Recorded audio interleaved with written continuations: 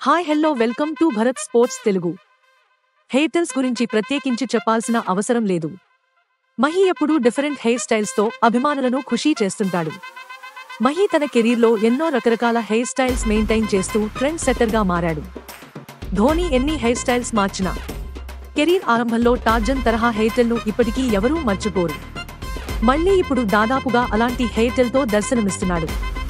ఓ ad shoot కోసం ధోని ఈ హెయిర్టెల్ maintain చేస్తున్నాడు. తాజాగా ఈ హెయిర్టెల్ పై స్పందించాడు. తాజాగా ఓ కార్యక్రమంలో పాల్గొన్న ఎంఎస్ ధోని తన కొత్త హెయిర్టెల్ ను మెయింటైన్ చేయడం చాలా కష్టంగా ఉందన్నాడు.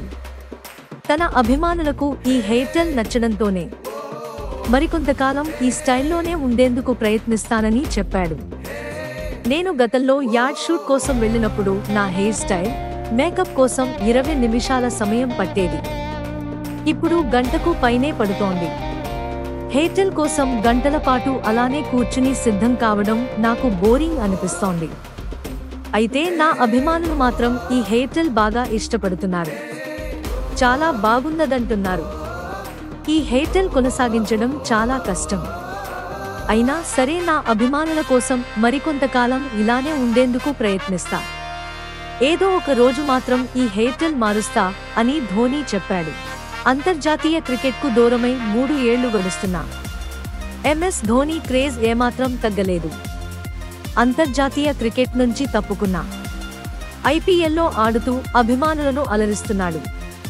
తన నాయకత్వంలో 2023లో చెన్నై సూపర్ కింగ్స్ జట్టును మరోసారి విజేతగా నిలిపాడు.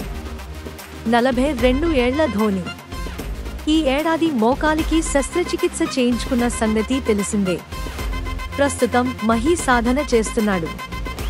ఐపీఎల్ 2024లో చెన్నై సారథిగా ధోనీనే ఉండే అవకాశాలు ఎక్కువగా ఉన్నాయి. ఇలాంటి స్పోర్ట్స్ అప్డేట్స్ కోసం like, share, subscribe to Bharat sports Telugu.